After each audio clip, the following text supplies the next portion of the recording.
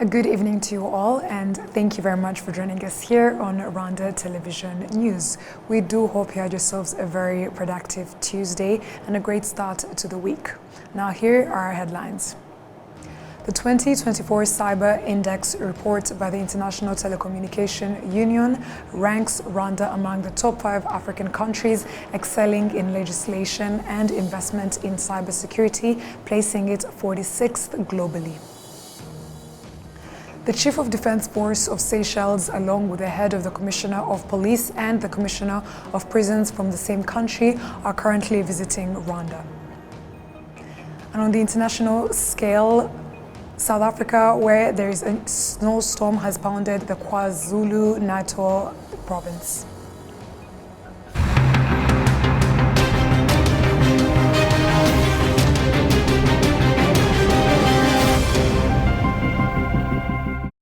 Once again, we're so glad to have your company tonight, coming to you straight from the heart of Africa, Kigali, and my name is Martina Abera. On the second day of proceedings at the ongoing UN General Assembly, Rwanda's Minister of Foreign Affairs and International Cooperation has been meeting different dignitaries for discussions. He spoke to the chairperson of the African Union Commission and held a meeting with Honorable Peter Chanel Agovaka, who is the Minister of Foreign Affairs and External Trade of Solomon Islands. During their meeting, the two ministers joined a joint communique establishing diplomatic relations between Rwanda and the Solomon Islands, marking a new chapter in bilateral relations. Ambassador Olivier Nduhungirehe also held fruitful bilateral meetings with Dr. Mohammed Abdulaziz Al-Khulaifi, the Minister of State in the Ministry of Foreign Affairs of the State of Qatar, Honorable E.P. Shet Green, Minister of Foreign Affairs and International Trade of Antigua and Barbuda, and Mr. Ignacio Cassis, Head of the Federal Department of Foreign Affairs of the Swiss Confederation. Their discussions also focused on strengthening the diplomatic ties and cooperation.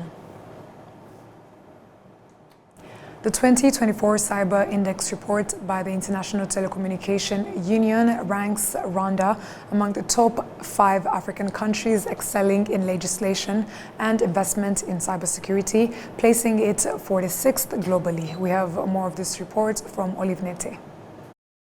Rwanda achieved an impressive overall score of 98%, placing it among the countries with scores between 95% and 100% in maintaining cybersecurity. And this is according to the 5th edition of the 2024 Cyber Index report. This report, conducted by the International Telecommunication Union, evaluated countries based on 5 key pillars: legal measures, technical measures, organizational measures, capacity development and cooperation measures. Rwanda excelled in each category, scoring 20 out of 20 for legal measures, 18.98 for technical measures, 19.34 for organizational measures, 19.76 for capacity development, and a perfect 20 out of 20 for cooperation measures. The country averaged an outstanding 20 out of 20 across all pillars. Aimable Chimenyi, an entrepreneur and founder of the technology services company Algorithm Inc., believes that such a strong performance inspires confidence among potential investors looking to enter Rwanda's growing tech sector. This report aims to assure investors that data management, storage, and cybersecurity in Rwanda are highly secure and promising. We encourage investors to start investing in these areas to enable us to keep data locally, while also offering storage solutions for other African countries that may need them. Reports like this draw the attention of investors to Rwanda, highlighting its potential as a data hub. For those of us who use technology daily, this provides confidence that our activities are secure and that we are moving toward a brighter future. However, consistency is a key in this journey. Investing in data storage and cybersecurity will not only strengthen Rwanda's position, but also open opportunities to sell cloud storage solutions. Other African countries can trust Rwanda to safeguard their data, since we are disciplined and committed to strict follow-up on these matters. Ghana, Kenya, Mauritius, Rwanda, and Tanzania are among the 46 countries globally that achieved cybersecurity scores between 95% and 100%. Erast Rurangwa, the data protection officer at the National Cybersecurity Authority, explains that established measures contributed to Rwanda securing this position.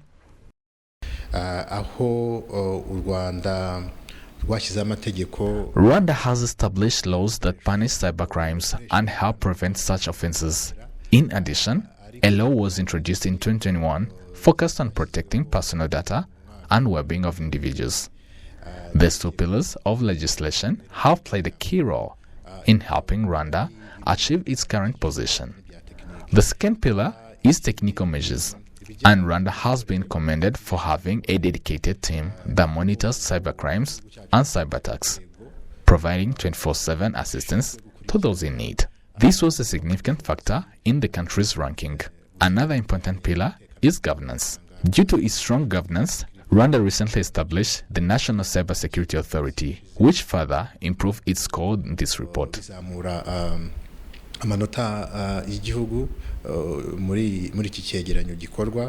In the lowest group of 15 countries, with scores ranging between 0 to 20%, are nations such as Afghanistan, Burundi, Eritrea, Central African Republic, and Guinea-Bissau. Valence Rukesha, an expert in financial institutions and law, explains that cyber attackers frequently target these countries with the intent to steal assets and money.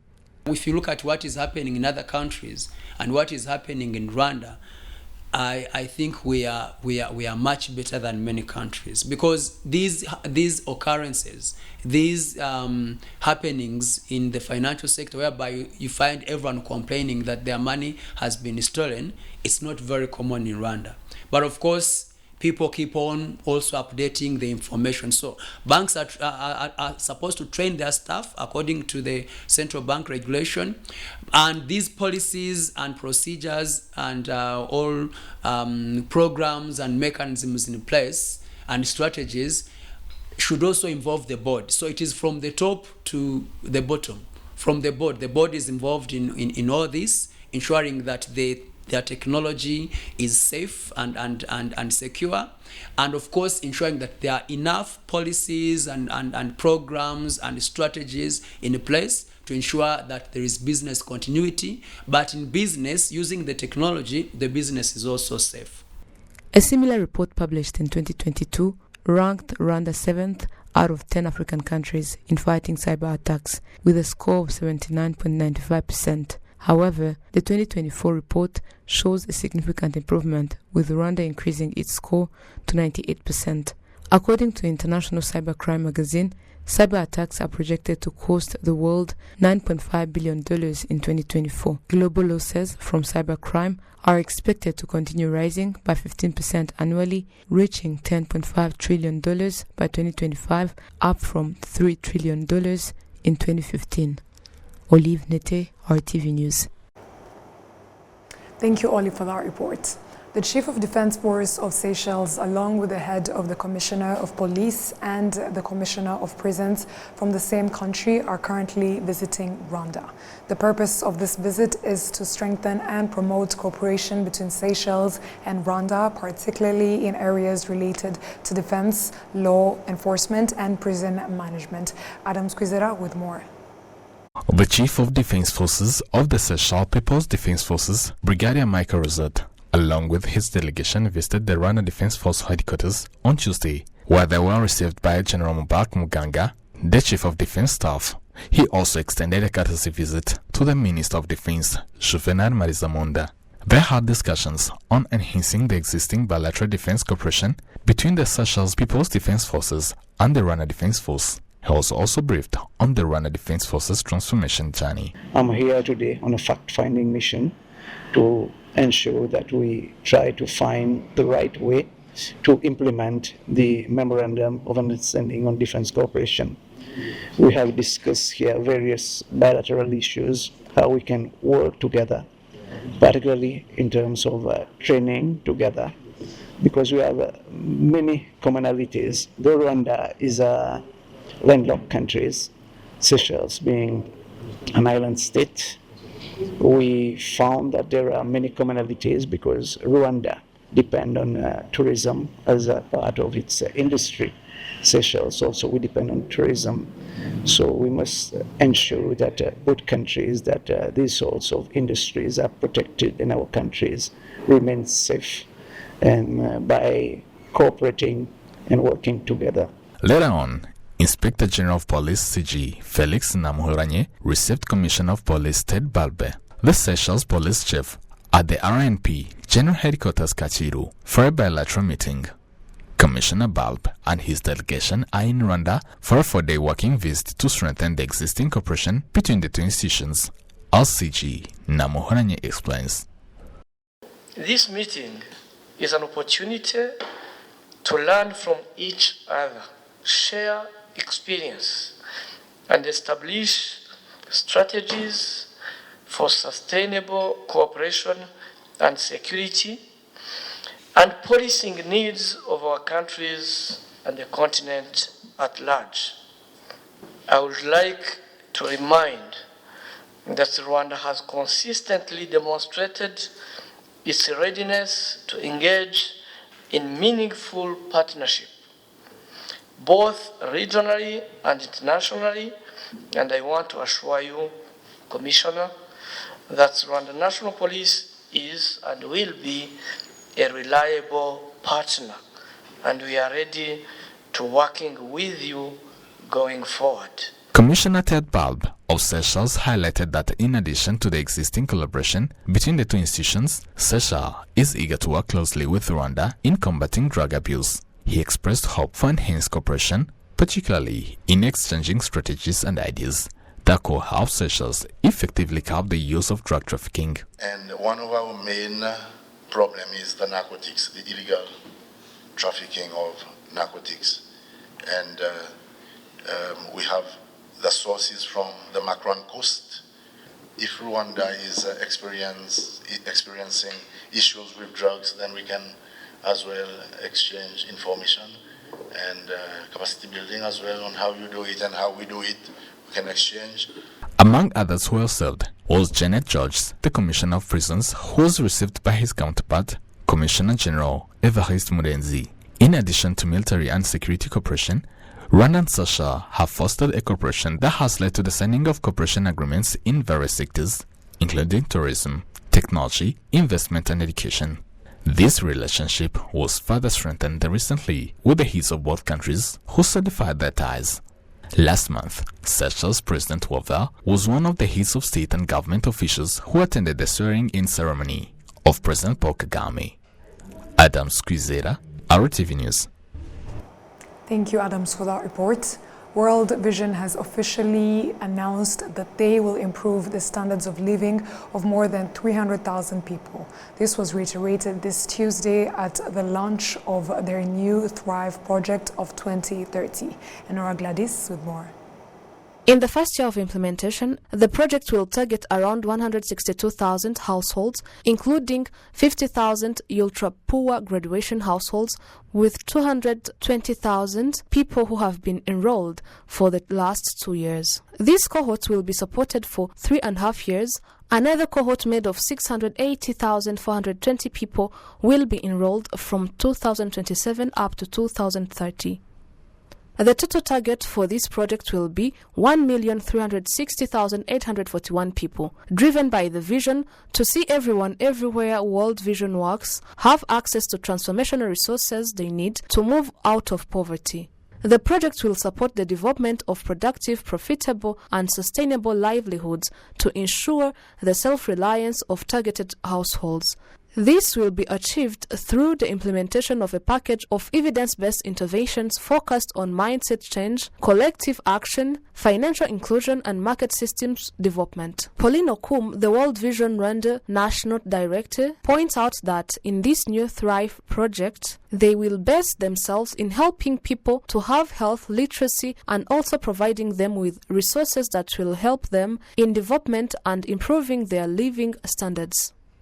We are going to use different strategies, that is social change of mindset, which was like the game changer for the previous phase, in regards to communities accepting that this responsibility of lifting themselves out of poverty lies with them. but you're providing tools for them to be successful around that. Not only the MFI services, but also literacy in financial management. So we are looking forward to that, calling upon all partners, because we've seen that with the shared vision and collaboration, we can make significant difference in transforming lives of communities and households across Rwanda. The Minister of Local Government, Honorable Jean-Claude Musabyimana, points out that this project's objective contributes to the Rwanda's graduation strategy, which is to enable households to come out of poverty and have a sustainable livelihood that is resilient to moderate shocks. This project objective contributes to Government of Rwanda's graduation strategy, which is to enable all households with the potential to graduate out of poverty and have a sustainable livelihood that is resilient to moderate shocks. And more importantly, sharing a common vision of empowerment of communities to sustainably graduate out of poverty. In line with NST2, we would like to put more emphasis on increasing sector-wide coordination to bring efficiency gains in what we do, including value for money.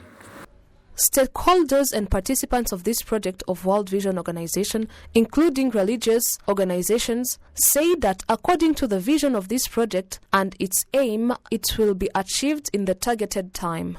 Especially in this graduation program, we are partnering with World Vision to overcome the poverty, extreme poverty among our people.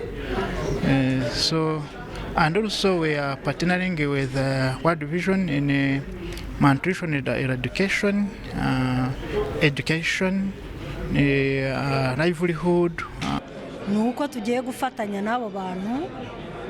We are going to work together with this new project to sensibilize people who are like us before to help them improve their standards of living. This project will operate in 14 districts, aiming to promote access to the transformational resources for everyone to move out of poverty. It will also build on a strong foundation laid by Thrive, which have been implemented in World Vision Rwanda from 2017, targeting 15,700 households and ended with 15,287 households, of which 96% reported to have gone through Empowered Worldview and to be in saving groups, while 72% are benefiting from financial products provided by Vision Funds products, and 26% are accessing local and beyond local markets through their locally developed value chains. Enora Gladys, RwandaTV News.